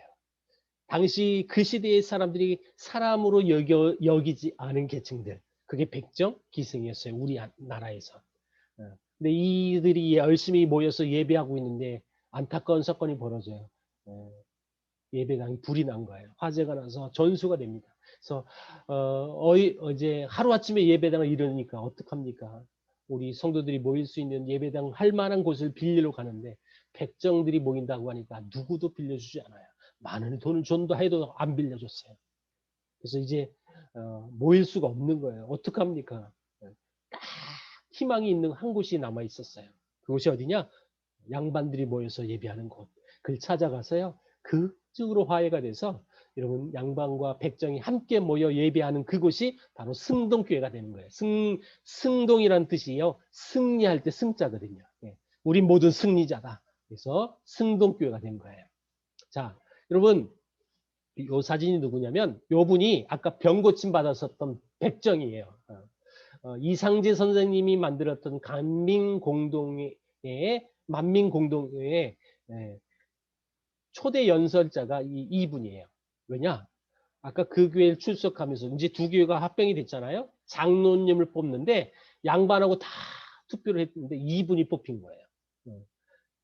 박성춘이라는 장로님이에요. 이분 참 예수 믿고 남다른 삶을 사시는 거예요. 사실 백정은 사람 취급하지 않았습니다. 백정은 결혼했어도 상투를 틀지 못합니다. 사람이 아니어서. 그렇게 대우를 받았던 사람이 여러분 사람 대우 받고 박성춘이라는 이름도 생겨진 거예요, 사실은. 그리고 은행을 세워서 그 수익금을 독립자금 되는 멋진 삶을 사십니다. 사실 이렇게 될 수 있었던 건 자기 아들이 선교사한테 찾아가서 울어줬던 그 사건 때문에 이 일들이 벌어진 거잖아요. 그럼 그 아들은 어떻게 됐을까요? 자, 그 아들이 요 아들입니다. 요 박서양이라는 이 아들이 여러분 10살 때 이 선교사를 만난 것이 인생을 바꾼 거예요. 모든 학교를 선교사님이 세운 학교 나왔고요. 최종 학력은 세브란스 의대였어요. 의사가 된 겁니다. 자, 우리나라 최초의 의대생 7명이 졸업을 합니다. 다 크리스찬입니다. 요 분이 누구냐면 김필순이라는 분인데 이분의 어머니가 소래교회 성도여서 일찍이 신앙을 받았고요. 그 집안이 나중에 서울로 다 이사를 와서 세브란스를 나온 거예요. 독립운동가십니다. 안타깝게도 일본 의사가 건네준 우유 마시고 말을 타고 가다가 넘어져서 돌아가십니다. 안타깝게도. 자, 이분이 누구냐면 홍석후라는 분인데 이 홍석후는 누구냐? 아버지가 홍준이라는 분이었고 언더우드에게 우리말을 가르쳐줬던 분이에요. 그래서 요번에 우리나라 최초의 안과 이비인후과 진료 과목을 진료했던 홍석후라는 의사인데요. 이 홍석후의 동생이 더 유명하세요. 요분 동생이 홍남파 선생님이세요. 자, 그리고 백정 출신이 바로 이분이에요. 이분은 그러면 어떤 진료를 했느냐? 한국 최초의 외과 의사예요. 한국 최초의 외과 교수님인데 왜 외과 하느냐? 많고 많은 진료 과목 중에 이 대학을 다닐 때 수술 실습을 할 거 아닙니까? 실습 도구가 개 아니면 돼지였대요. 사람을 연습을 할 수 없으니까. 근데 개, 돼지, 배 가르는 건 이분의 생업이었거든요. 그래서 이분의 손기술을 또 따라올 수 있는 사람이 아무도 없었대요. 백정의 손기술을 실제로 못 따라와요. 그래서 그의 달란트가 외과예요. 그래서 한국 최초 외과 의사가 되는 이 스토리가 이렇게 나오는 거고요. 이 이야기를 드라마로 제작한 게 재중원이라는 드라마예요. 누가 백정인지 딱 표가 나잖아요. 그렇죠? 네. 자, 요분은 한국 최초의 여자 의사 이 캐릭터를 이 드라마에 끌어들여서 이렇게 복합적으로 만든 거예요. 자, 여러분 재중원 드라마를 안 보신 분들이 많을 텐데 이 드라마 이야기를 잠깐 언급하자면 공중파 드라마지만 선교사님 실명으로 다 이 드라마에 나오고요. 호칭 자체도 선교사님이라고 불렀던 드라마예요. 이렇게 좋은 드라마를 많이 안 보신 분들은 다시 보기를 한번 해보셔서 꼭 한번 보시기 바랍니다. 자, 요 분의 이 얼굴을 실제 사진을 나중에 제가 보여드릴게요. 제가 이제 요 가정을 한 가정을 소개하고 이제 강의를 마무리해야 되는데 윌람 잼솔 그분의 부인입니다. 자, 이 남자는 의사면서 목사예요. 의사면서 목사. 이 여인은 의사예요. 사실 이 두 분의 러브 스토리가 굉장히 재밌기도 하고 또 중요한 건 시간이 많이 걸려요. 아주 얘기 들으면 너무너무 좋은데 시간 관계상 그냥 결혼했어요. 그냥 결혼했어요. 한국 최초의 서양 결혼식입니다. 자, 요 선교사님이 사실은 캐나다 국적이고 부인은 미국 국적입니다. 사실 뉴욕 병원에서 인턴 과정 하면서 만났던 사이인데 요 둘이 한국에 와서 결혼하셨어요. 자, 먼저 이분이 와서 사역을 했고요. 나중에 1년 뒤에 이분이 왔고 그래서 한국에서 결혼했는데 이 여인이 보구여관이라는 곳에서 사역했어요. 보구여관이 뭐냐면 여성 전문 병원이에요. 이게 발전이 돼서 나중에 이화여자대학병원이 되는 거예요. 자, 요 두 분들이 결혼해서 아기를 낳아요. 아기가 6개월 됐을 때 요 두 가정을 평양을 개척하라고 보냅니다. 자, 여러분 여기 평양에서 이분들이 살았던 집인데요. 이 평양이 정말 복음이 전해지기 어려웠던 곳입니다. 나중엔 여러분 평양 대봉도 일어났고 동방의 예루살렘이라는 별명도 얻게 되지만 그렇게 될 수 있었던 과정은 이분들의 지대한 역할이었어요, 사실은요. 근데 이분들이 초창기 개척했을 때만 해도요, 밤마다 짱돌이 날라왔단 말이에요. 얼마나 핍박이 심했는지 몰라요. 다 견뎌내요. 집 없는 거지들을 데려와서 먹여 살리면서 또 학교도 세워요. 다 모든 것은 어려움들은 견뎌낼 수 있었지만 이것만은 견뎌낼 수 없는 곳이 하나 있었어요. 그게 뭐냐면 청일전쟁이었어요. 1894년 이 청일전쟁의 육지 막바지 전쟁터가 우리나라였어요. 청나라 일본군이 싸우는데 왜 우리나라에서 싸워요? 참 안타까운 사건이죠. 그래서 평양에 있었던 선교사들은 다 서울로 피난을 갈 수밖에 없었어요. 자, 서울에 있는데 전쟁이 끝났다는 소식을 들은 거예요.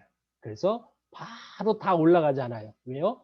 지금 전쟁의 그 후유증으로 인해서 위험할 수 있으니까 우리 아내와 아이들은 서울에 두고 아빠 3명만 먼저 올라가자. 그래서 아까 제가 처음 소개했던 샤무엘 머페, 그분은 장로교를 대표하는 선교사님.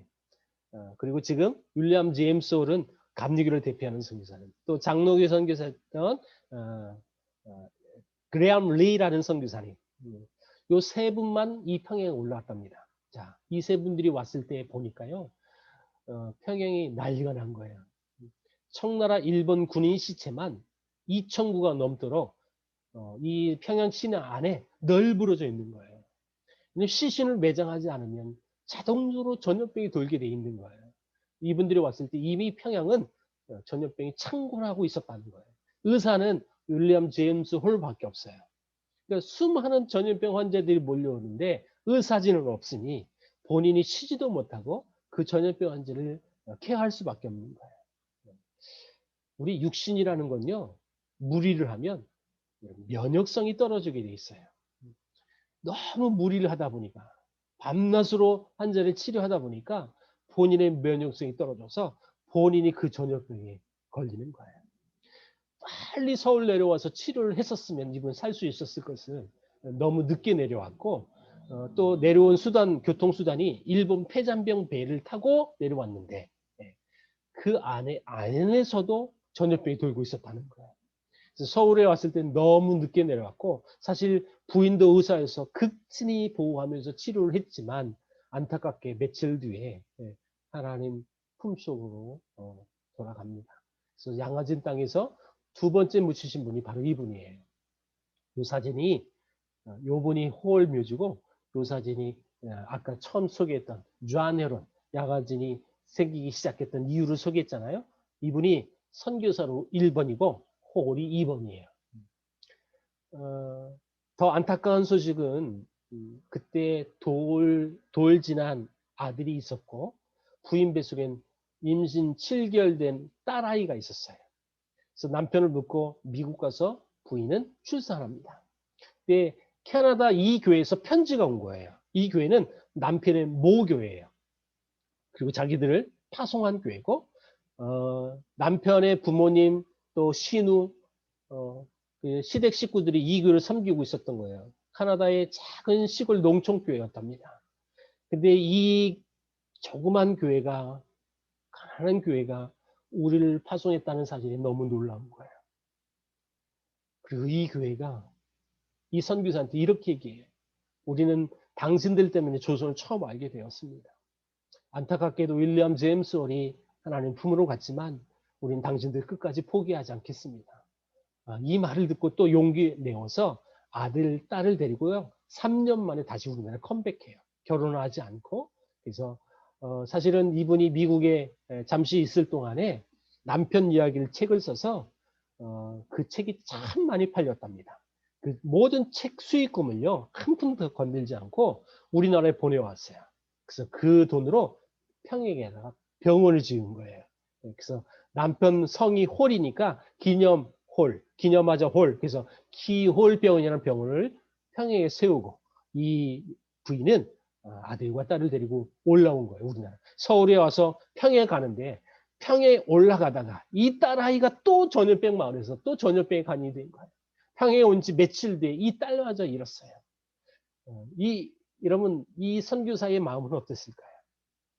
사실 남편 사역이 있겠다고 왔는데 이제 딸마저 잃었으니까 너무 충격인 거예요. 당시 요 상황을 이분이 쓴 일기가 지금도 남아 있어서 우리가 볼 수가 있거든요. 근데 이 일기를 읽으면요, 크리스찬들은 다 울 수밖에 없을 만큼 아주 처절한 상황을 그대로 리얼하게 적어놨어요.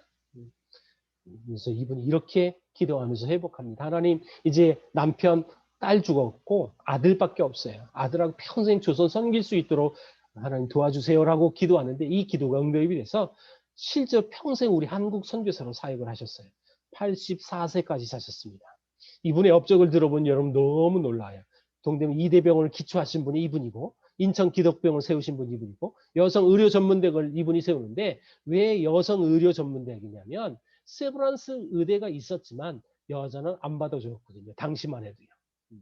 그래서 여자도 의료인을 만들어야 한다. 그래서 여성 의료 전문대학을 세웠는데, 이게 경성여전이고 수도여전이고, 수도여전일 때 이 학교를 고려대학교에서 인수한 거예요.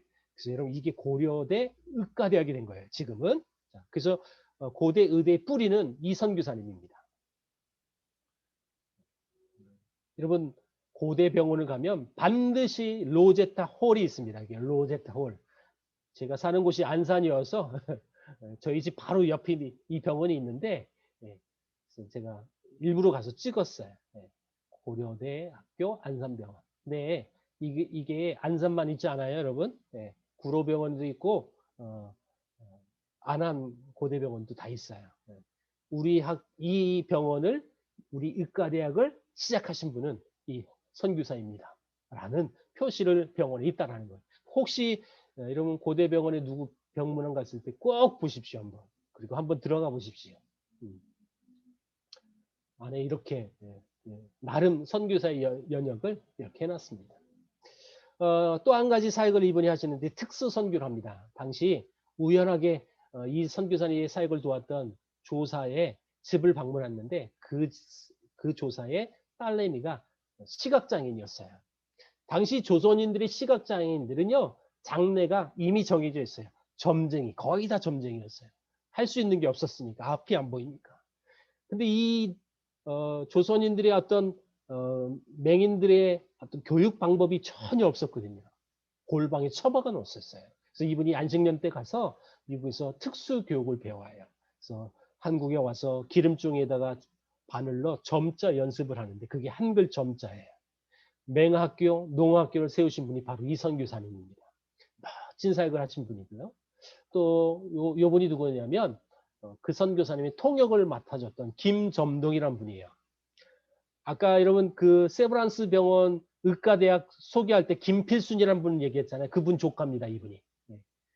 이분 할머니가 또 소력의 성도였겠죠. 아주 신앙이 좋은 이분은 이화학당을 졸업했고요. 영어를 참 잘했어요. 그래서 이 로제타 홀에 통역을 해주는데 그 선교사님이 진료할 때 이분이 다 우리말로 해주는 거고, 그분이 기도하면 우리말로 기도하는 분이 이분인데, 그분이 전도하면요 다 예수 믿는 모습을 자기 눈으로 목격하는 거예요. 그래서 이분이 꿈이 생긴 거예요. 나도 의사가 되자. 의사가 돼서 나도 복음 전하자. 이 선교사님처럼. 그래서 요 남자를 소개시켜줘서 결혼합니다. 요 사람이 누구냐면 죽었던 남편이 복음 전해서 처음 예수 믿었던 박유산이라는 사람인데, 요 사람의 신부는 천민 출신이에요. 이 여인은요 집안이 양반 출신이에요. 요 때만 해도 신분제도가 없어지긴 했지만 문화는 사라지지 않아요. 제도는 없었지만 여러분 양반 출신과 천민 출신이 결혼할 수 없는 시대였는데, 이 여인은 이 남자의 신앙만 보고 결혼한 거예요. 그래서 이 둘이 결혼해서 미국으로 유학 보내준 그 모든 과정을 이 선교사님이 하신 거죠. 이분은 미국에서 막노동으로 자기 부인을 의과대학을 보냅니다. 안타깝게도 몇 년 뒤에 이 남편은 결핵 걸려서 미국 볼티모어에 현재 묻혀 있고요. 여인은 공부 다 마치고 한국에 들어와서 한국 최초의 여성 박사학위자가 되는 분이 이분이에요. 아까 여러분 제주원 드라마 한혜진 캐릭터가 이분이라는 거예요. 근데 얼굴은 비교해서는 안 되고요. 그냥 그런 분이었다라고만 알고 계셔야 돼요. 자, 요 분을 선교사님 아들이 이모라고 불렀어요. 요 김점동이라는 이름보다 박예수로 더 유명해요. 왜 김섬동이 박에스더가 됐냐? 미국 유학 가면서 남편성 박씨가 된 거고 에스더는 세례명이랍니다. 그래서 박에스더를 선교사님 아들이 이모라고 불렀는데 이 이모가 의사가 된 지 10년 뒤에 이분도 결핵으로 죽었어요. 이모부도 결핵으로 죽었고 이모도 죽었어요. 당시 우리나라는 결핵 걸리면 다 죽었어요. 셔우도 호레라는 이 선교사님 아들이 우리 이모와 이모부를 데려간 결핵을 퇴치하는 나는 의사가 되겠다라는 꿈을 가져서 실제로 셔우돌이 미국에서 의사가 됩니다. 메리라는 사람은 이분의 부인인데요. 원래는 중학교 교사였다가 내 남편 될 사람이 왜 의사가 되는지 그 이유를 발견하고 이분 의대를 들어가서 이 부부가 우리나라에서 멋진 사역을 합니다. 우리나라 최초의 결핵 전문병원을 세우셨어요. 여러분 수많은 환자들이 있는데 이 돈이 너무 없어서 아주 조금의 그 병원비도 낼 수 없는 가난한 사람들이 이 병원을 오지도 못하는 거예요. 그래서 이 선교사님이 그 재원을 확보해서 가난한 환자도 내가 받아야 되겠다 해서 만든 그 제도가 크리스마스 실 제도였어요. 그래서 많은 사람들을 살리려고 이 제도까지 만드셨다는 거예요. 자, 평생 한국에서 사역을 하고 싶었으나 일본에 의해서 이분은 강제 추방이 됩니다. 그래서 남은 여생은 인도 가서 선교 사역을 마무리하고 70세 되는 생일날 아버지 때, 어머니 때 여러분 그 모든 이 지난 이야기를 글을 써서 여러분 책으로 발간하는데 이게 우리나라 말로는 조선회상이라는 책이에요. 한번 꼭 읽어보기를 제가 추천합니다. 자, 그리고 이분이 고령의 나이 91세에 이분이 한국에 한번 방문하세요. 아버지가 세웠던 평양의 광성학교가 지금 서강대 옆으로 지금 이전을 했거든요. 이 학교 90주년 때 이 아들이 왔고요. 요거는 지금 100주년 때 기념비를 만들어 놓은 거고요. 90주년 때 이 셔우돌이 와서 강당에서 이분이 이렇게 메시지 전합니다. 저는 여전히 한국을 사랑합니다. 내가 한국을 떠나면서 그때 우리 조선인들 찍었던 사진들 그 앨범에 나는 날마다 손을 얹어놓고 나는 날마다 한국을 위해서 기도했습니다. 90이 넘은 할아버지가 그렇게 메시지 전했다고 한번 생각해 보세요. 물론 저는 그 현장에 없었지만 막 상상이 가거든요. 나도 그 자리에 있었으면 울었을 것 같아요. 저는 평생 한국을 잊지 않으려고 한국에 있었던 모든 물건을 집에다 놓고 다 난 한국을 생각했습니다. 이 메시지 끝나고 저를 양화진에 데려다 주세요라고 요청해요. 서강대에서 양화진은 가깝거든요. 그래서 찍은 사진이 요 사진이에요. 네. 요 분이 셔우드홀, 이분이 부인 메리안인데 나도 죽거든 이곳에 묻어주세요라고 유언합니다. 아버지, 어머니, 자기 아들, 자기 여동생을 묻었던 땅이니까 나도 이곳에 묻어달라고 유언했는데 그 유언대로 이 땅에 묻히고 사모님도 5개월 뒤에 돌아가셔서 두 내외가 다 이곳에 묻혀 계세요 지금. 그래서 나중에 요 기념비도 만들어줘요. 요 기념비는 어디서 만들었느냐? 결핵협회에서 만들어줬어요. 참 멋진 사역을 하고 가십니다.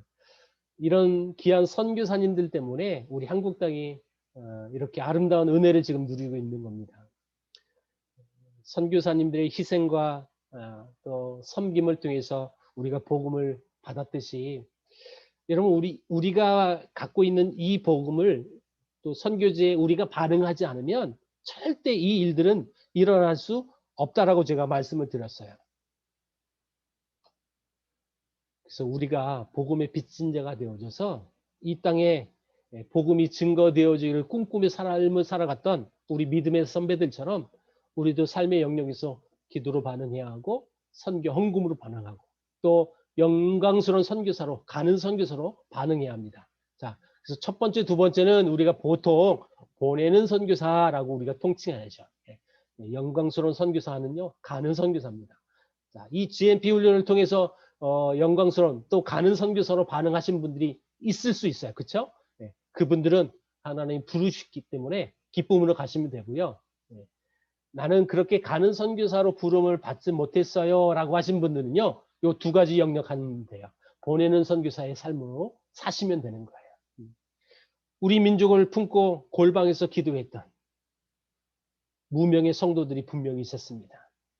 여러분 세브란스 같이 거금을 헌금하신 분도 있었지만 수많은 가난한 성도들이 금식하면서 1달러, 2달러 작은 금액으로 이런 우리나라에 선교 헌금 보내신 수많은 무명의 성도들이 있었던 거예요. 그들이 있었기 때문에 우리가 이렇게 놀라운 은혜 가운데 지금 삶을 살고 있는 것처럼 여러분 내 이름이 어떤 우리 후손들에게 기록되지 않을지라도 내 삶의 영역에서 선교 사적인 삶을 살아가서 또 다른 민족이 우리나라처럼 이런 놀라운 은혜를 받을 수만 있다면, 누릴 수만 있다면 우리도 기꺼이 그 삶을 살아가야 되지 않을까요?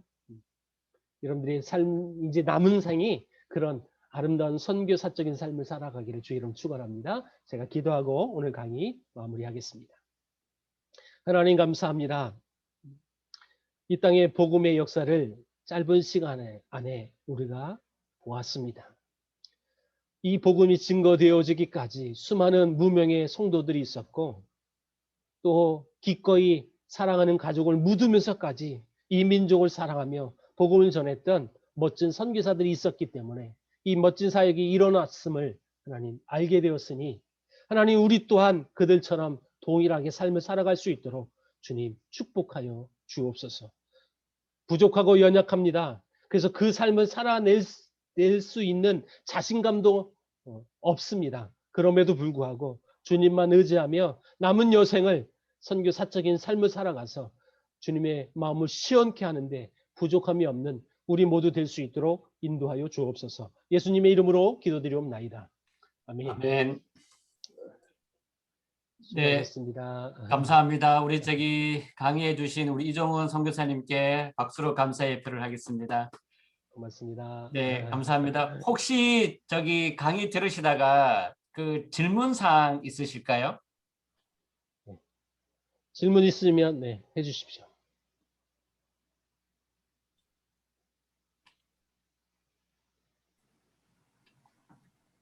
질문 있습니다.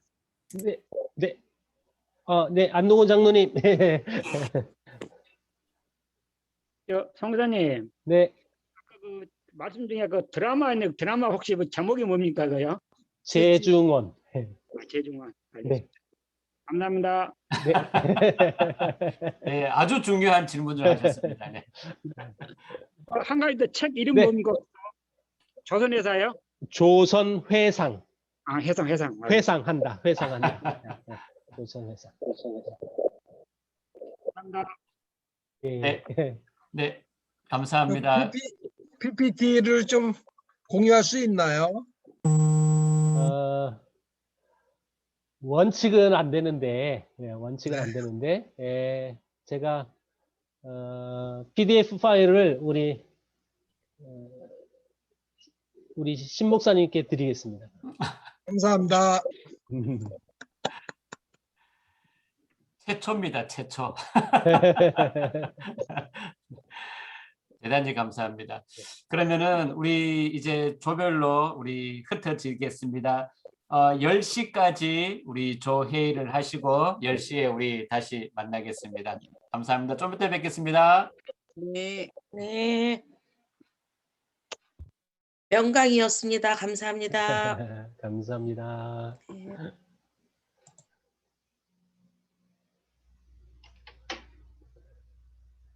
네, 신 목사님 어떻게 저는 이제 나가도 되나요?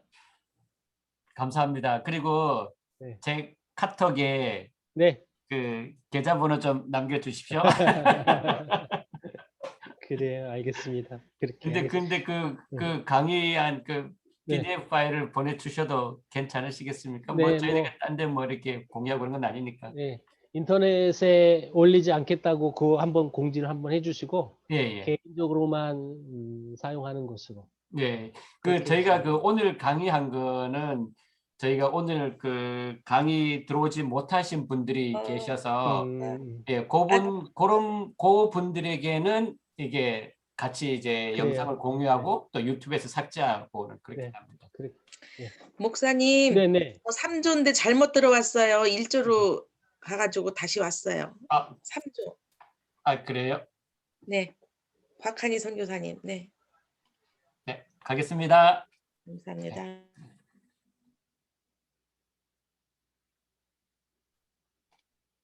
태효진 간사님. 태우진 간사님이 지금 아기들 쪽으로 재우러 들어갔죠? 아, 그랬구나. 아기들 재우러 갔습니다. 아, 그래. 네. 네. 하여튼 감사합니다. 늦은 시간까지. 네. 그래요. 편히 알겠습니다. 쉬시고 다음에는 대면으로 뵀으면 좋겠습니다. 예. 그 태효진 간사님한테 네. 한마디만 전해주세요. 네. 그 지금 동신교회 아직도 출석하나 모르겠네요. 네, 네. 동신교회 출석합니다. 예. 5월 첫 주에 내가 간다고. 아, 그래요? 그때 그, 보자고. 저기 어디 그 동신교회. 예. 5월 첫 주가 5월 2일이네요. 9일 아니 7일. 5월 7일. 7일 금요일 날요? 예. 거기는 헌신 예배를 금요일 날 해요. 아, 그렇군요.